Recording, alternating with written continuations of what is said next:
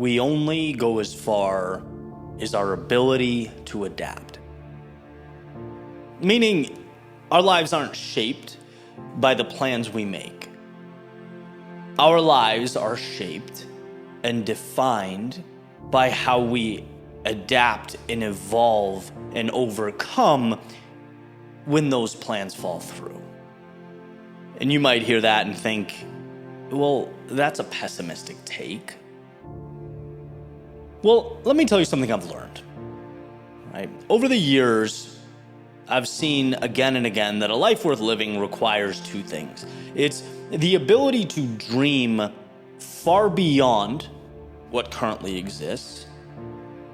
And second, the ability to tie the implementation of that dreaming into something real and tangible and pragmatic. It is the head in the clouds and feet on the ground philosophy. Be dreaming, be stretching, but be real in the approach.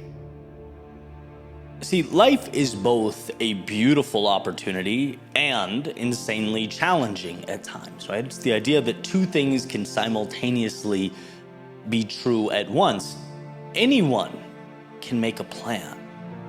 Anyone can come up with an idea.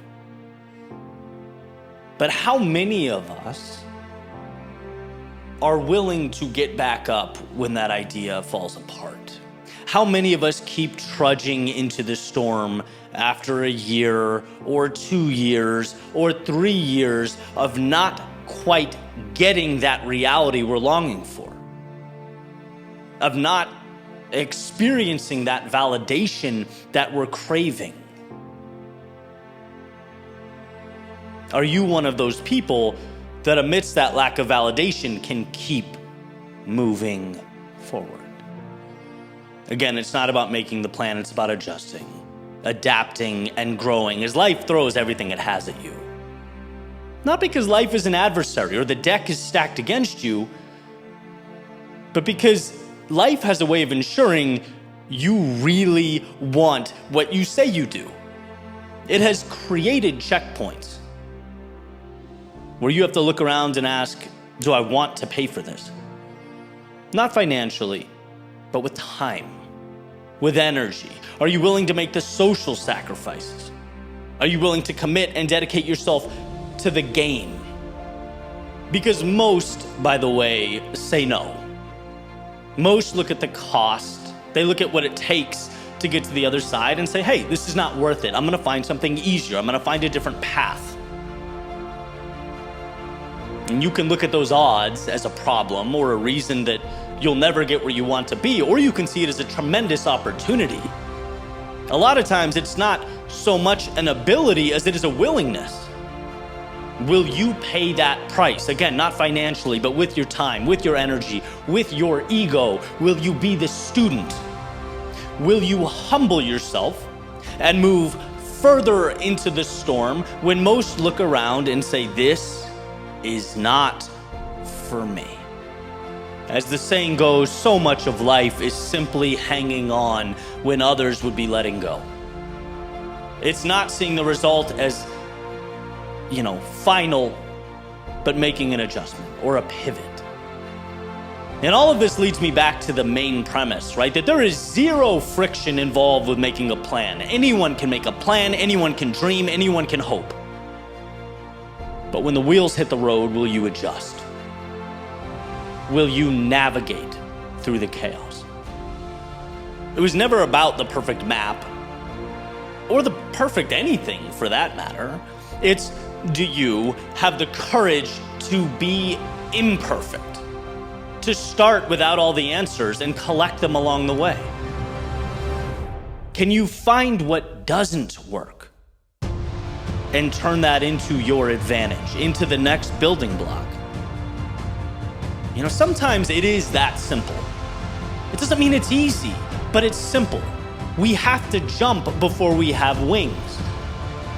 Because life is about learning to fly while you're free falling through the air. And trust me, I wish it wasn't that way. But it is. So go. step out into the world and be okay not knowing. Be okay out in the dark, because armed with the certainty that you will pivot until you find the key required to unlock the door, it makes you invincible. The plan gets you started. The dream gets you through the door. The same way that an entrance fee gets you into the race. But guess what? You still have to run it.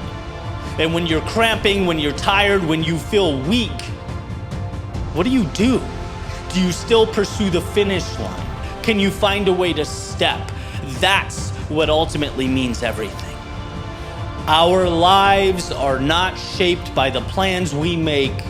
Our lives are shaped by how we act when those plans fall through. So carry forth into the night, into the darkness. That same darkness that makes your palms sweat and your knees shake.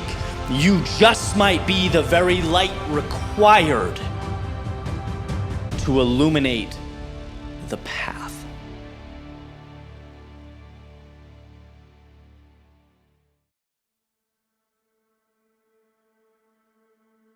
Why chase down the difficult things?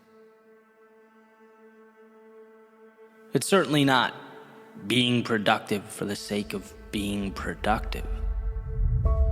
It's not for the flex or the trophies.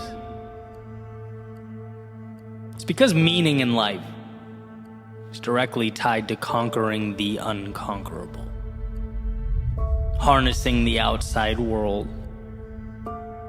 It's about seeing what we can become when we put ourselves in position to grow. The adventure of a lifetime that awaits anyone who chooses to accept.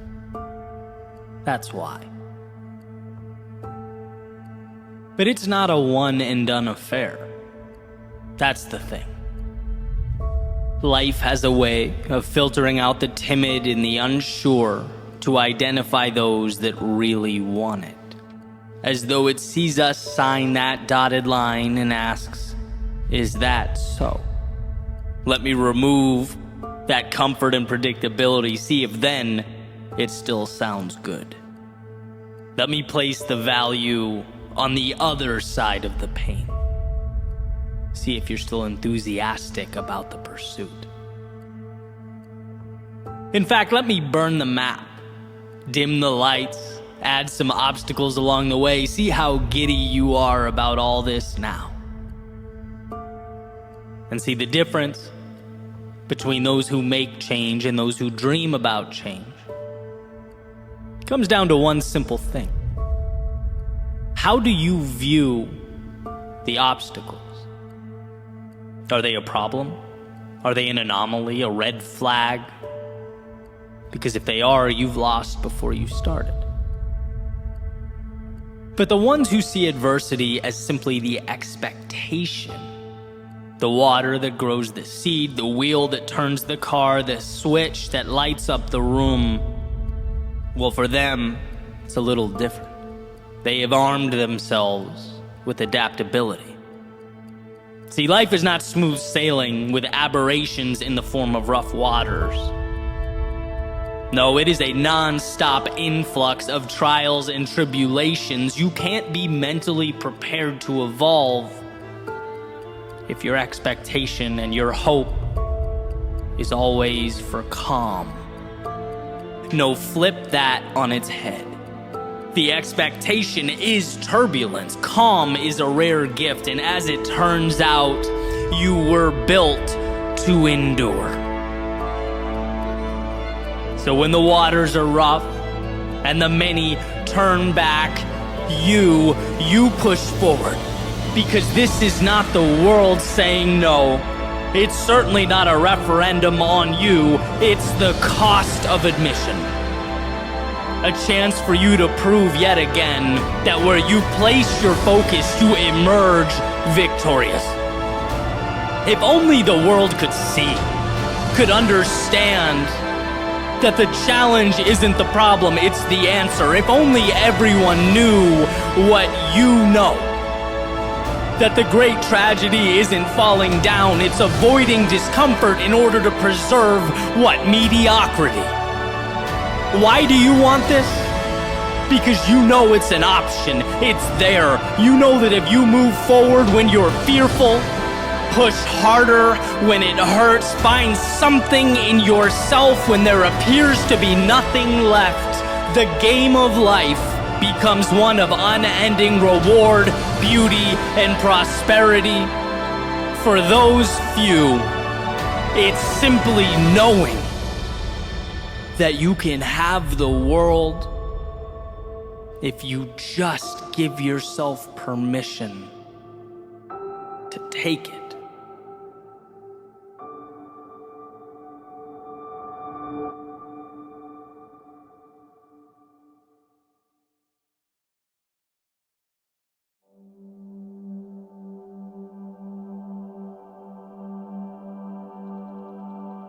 There's a saying that in order to become something new, you have to leave something behind. You have to detach in some capacity, remove yourself from the physical realm. Because the obstacles that we face are not physical. 99% of our problems are not physical, they're mental. And as you sort of drive that metaphorical ship into the horizon, the biggest deterrent's never going to be the anchor, or the headwind, or the bow line. No, it's going to be the storyline. It's going to be the narrative of the person navigating that ship. And it's interesting, because our first inclination when we feel stuck, it's always to point out, attribute our problems to the world and this predetermined position within it. Maybe that's the issue. We take our power, we put it into the universe, cross our fingers, and hope things work out. But that will always be a losing proposition. It will always come crumbling down. Because it's not the world that keeps you from showing up. You're not physically incapable of taking that first step, or growing, or evolving, developing, becoming something new. No, that demon lives in your head. That's the mental Goliath we struggle with, right? Because there's cognitive dissonance between who we know ourselves to be and who we want ourselves to be. That's the sea we have to cross, the terrain we have to navigate. It's not the physicality of taking the steps. Anyone can do that. It's believing that you are worthy of the journey. And you have to ask yourself, is it that you can't become something new? Or is it that you can't, won't, refuse to detach from who you used to be? You're still tucked away in that container, that box you've been building for years and years and years that you've placed yourself in, because I can promise you, one of the most liberating things to understand is yesterday is not a life sentence. Yesterday's not forever. Yesterday's not defining. It's simply a stepping stone. And every morning when you open your eyes, sun comes through the window, illuminates life around you. That's never your cue to put on a fake smile, play the same role you've been playing day after day after day. No, it's an invitation to do anything you want to do, to begin again, to start fresh. It's an opportunity to detach from that character, detach from the people and the things that don't push you towards what you want. Detach from the negative self-talk. And when all that's gone, everything is removed, and it's only you and your self-belief, a will to move forward. I promise you that pendulum shifts. Life becomes simple, and how beautiful simplicity is. It's shining a spotlight on what matters. It's clarity, it's taking control, it's picking up the clay and molding what you want to mold. It's opening the door and deciding to walk through. Everything else is variable. Everything else is noise. Everything else is detail and distraction. distraction. Because what you want, it's there. And it's waiting for you to simply remove yourself from who you used to be. To step into right now and believe that you are worthy of everything else to come.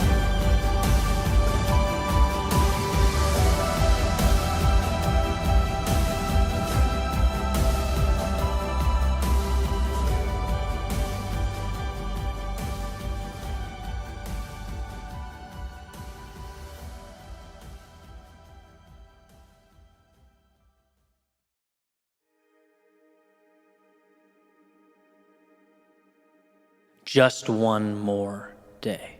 The power is in just one more day.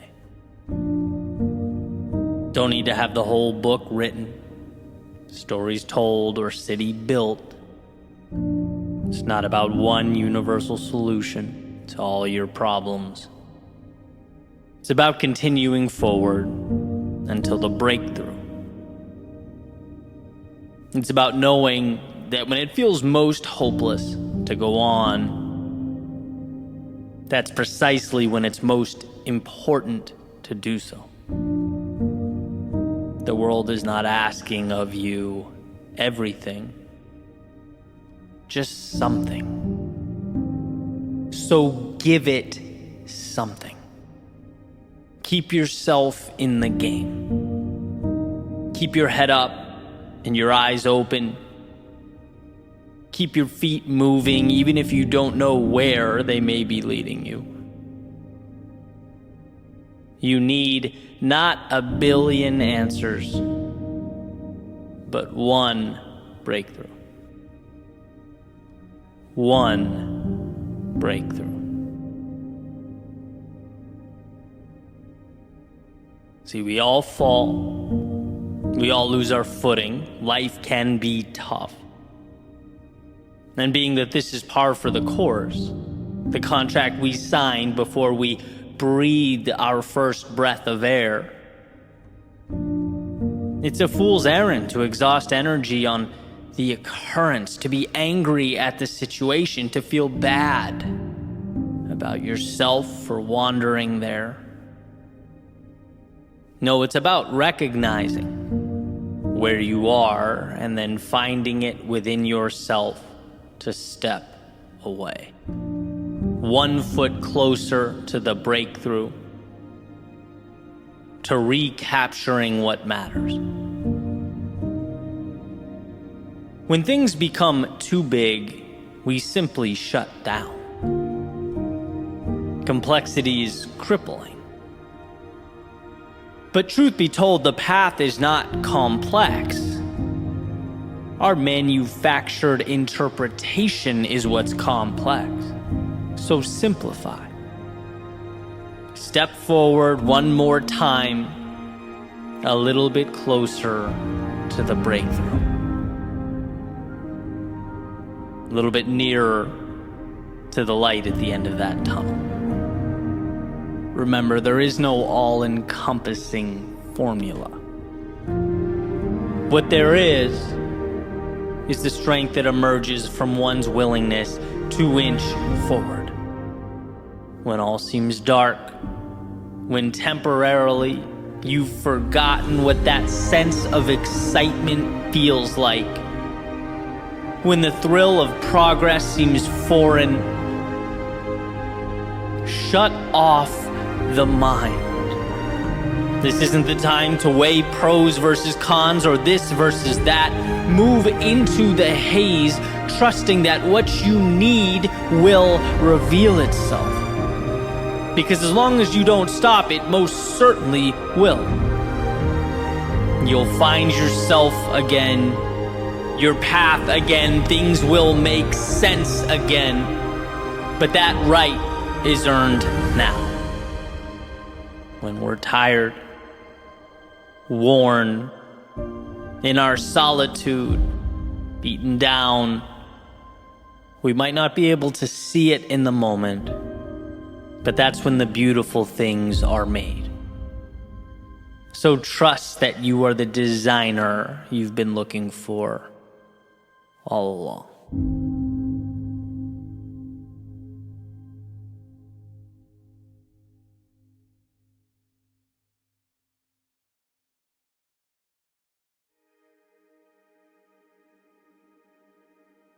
Life is perspective. So during the good times, find gratitude. And during the difficult times, find the opportunity. When you have the answers, when you know, be proud of your knowledge. And when you don't, celebrate all the wisdom to come.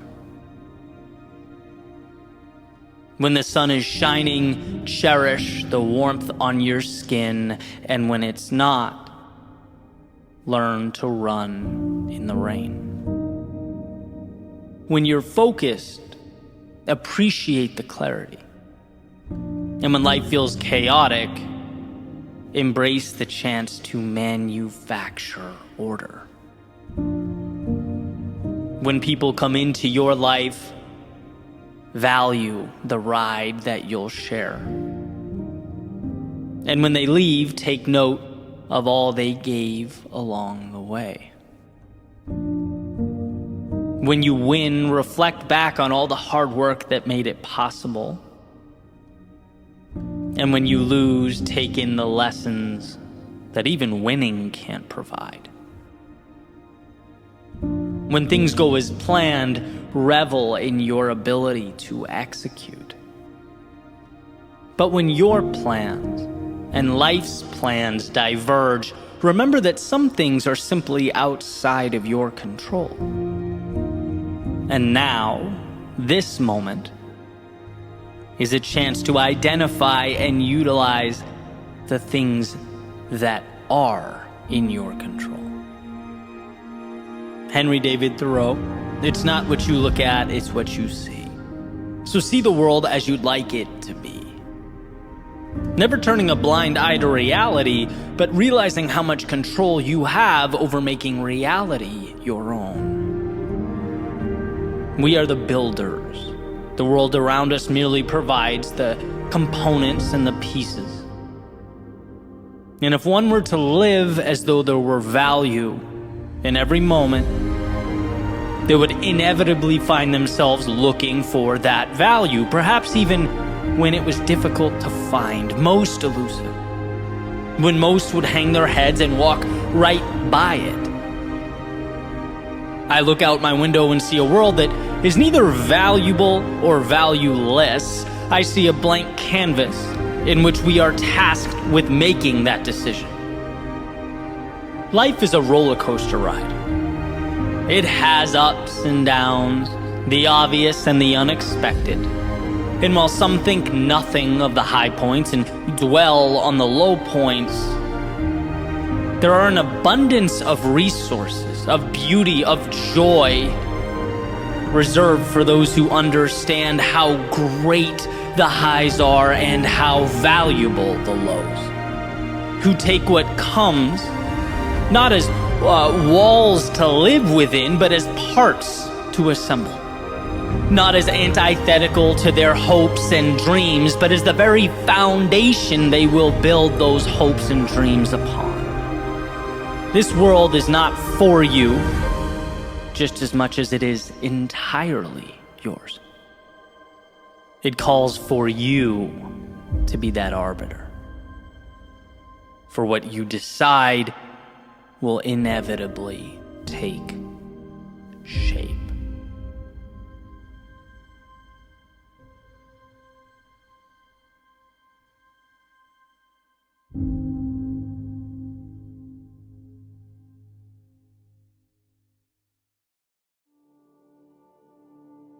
I had a friend recently tell me consistency is more important than intensity. Interesting, I thought, right? Put it in my back pocket and moved on with my day. But the more I thought about it, the more I realized how valuable those words are, how necessary. I think because typically my brain associates the acquisition of more with an increase in intensity. It's like you want more? Okay, find a way to give more, to be better. That's the equation my brain was familiar with. And while not necessarily wrong, what it can do is diminish the power of showing up. It neglects the compound effect. The reality is that consistency over time becomes intensity. A snowball rolling downhill doesn't just increase in size, it increases in speed. Intensity is second to consistency because consistency creates intensity. Consistency is the material from which everything else is made. And we forget that. Thinking about how much bigger, better, stronger we'd like to be. Why can't I just leap a mile? Well, my friend, it turns out you don't have to. Miles are comprised of single steps. I wanted my run yesterday to be about 3/4 intensity. Decided the goal would be to land just under 8 minutes per mile. 7:59 would put me in a good spot for my plan for the week.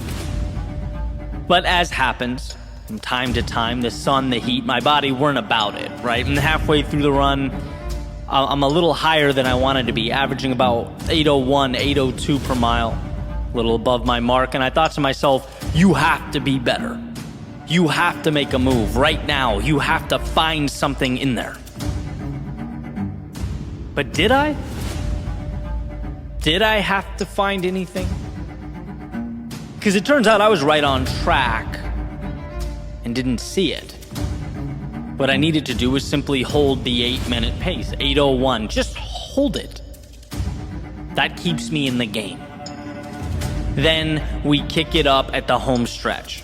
And the last sprint will be enough to get my cumulative average down to 7:59 per mile. No miracles here. Forget the intensity. All the world is asking of me is consistency. Show up, step by step, keep myself in the game. It's amazing that when you're hurting, the mind plays highlight reels of everything you lack, everything you're not doing, right? It's reaching. We get so uncomfortable or impatient that we think we need to perform magic tricks. And it's like, no, keep showing up. Keep yourself in line. The intensity is a derivative of the consistency, and it will make its presence known. So during those first 7 miles, I showed up, I committed, and I held on, right? Understanding the assignment, big picture. Thought only about consistency, staying calm, and then as planned, picked it up at the last mile, hit that goal. See, these little mental games are packed with value. They reinforce bigger picture truths. Show up, put in the work, find your rhythm, and hold. Don't stress yourself out looking at finish lines you have not yet crossed. Don't let the delta between where you are and where you want to be intimidate you. Right? That's precisely the reason people quit and walk away. They get so caught up in where they are not that they forget little steps over time are what bring about change. They don't understand that the snowball is increasing in velocity as well as it rolls down the hill. That by staying focused, their output becomes the avalanche. So when you feel like the world is increased in size and its obstacles in number, know that there is value in holding the 8, the 8:01, the 8:02. Know the power of simply getting on base, of getting up again and again and again, of putting yourself in position to succeed. Because your time to sprint will arrive. And when it does, you'll be battle-tested and prepared. But the sprint only matters because you stayed steady, stayed consistent throughout. Step, step, step. So remember when the rest of the world is talking about the shortcuts, the life hacks, and the secret solutions that will change your reality, they're missing the mark. Because one brick at a time, one step at a time, one day at a time, you're building something that can't be manufactured overnight. You're committing to the process and will ultimately experience that which can only be experienced by those who paid the price. Those who didn't panic or overanalyze, but put one foot in front of the other consistently, every single day.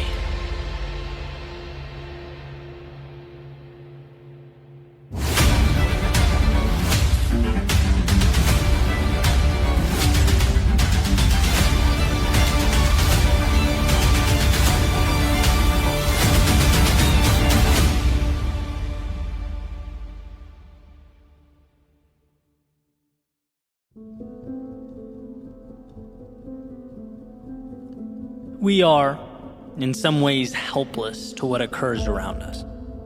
There are things that are beyond our control. But the gift we possess, our power, if you will, is the ability to determine what we let in, how we internalize the externalities. We are responsible for being the gatekeepers of our minds, protectors of our worlds. There's a little saying that I aim to live by. It's incredibly simple. Basically, the idea is, if something is not a net positive on your life, start working to eliminate it. If there's a person that is draining, creating more negative than positive, then they don't deserve to be in your world. Stop letting them in. If there's some place you're going that doesn't align with what you value, start working to eliminate that destination from your day to day. Stop letting it in. If you find yourself constantly thinking about worst case scenarios, it's always, well, what if this goes wrong or that goes wrong? If you find yourself missing the opportunity and instead spotlighting the problem, start working to identify and isolate those thoughts so that they can be eliminated. Stop letting that stuff in. The great part about having so much control over our lives and our perspectives is that we get to choose what gets our time and attention. The tough part, though, and it is tough, is that it means we also have to ask ourselves questions that perhaps we don't want to ask. We have to be honest with ourselves. Like truly honest, and the reality is sometimes it hurts to do that. To ask, how am I contributing to this pain, this struggle? What am I letting in that needs to be kept outside the gate from now on? And what we often find is that the answers are there. The opportunity is there, sometimes even in plain view. But our attention is often diverted from it and instead allocated to the things that don't even serve us or align with who we are. We've habitualized finding the problems and not the solutions. And I can list examples of this over the course of my life all day, right? Epiphanies where I realized I needed to defend the thoughts that enter my mind and better cultivate a world where I can succeed, where I can be happy. Money, for example, the switch from seeing it as a scarce resource, something that everyone's fighting over, how to outmaneuver the guy to the right of me, how to get my hands on this elusive object. Nope. Block that mentality at the gate and let in instead the idea that money is merely an exchange of value. How can I be more valuable to more people? Where value goes, wealth follows. Or as I've talked about before, the injuries I deal with so frequently, right? Keeping the poor me, or I can't deal with this.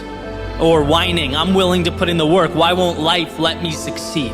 Keep all that outside the gate and let in, here is an opportunity to get better in other areas. I can't lift. Maybe I'll take a month or two to crush cardio, to eat better, to build mental acuity. Find a way. Or maybe it's that person who made their way into my life that over time became a net negative. that we've gotten to the point where our coexistence takes away more than it adds. They no longer belong inside the gate, in my world, right? Only let in people who do make your life better. And we have control over all of this. It's about accountability. It's about personally understanding the authority you have over what comes in and what stays out. Very few things in life are just because. Things exist in our day-to-day because we have, somewhere along the line, allowed them to be there. So take some time to see yourself as the gatekeeper of your world. Audit what you're letting in and what you're keeping out. To do so will set you up for a life on your terms. A life that's not wasted, or even merely endured, but one that's lived to the fullest.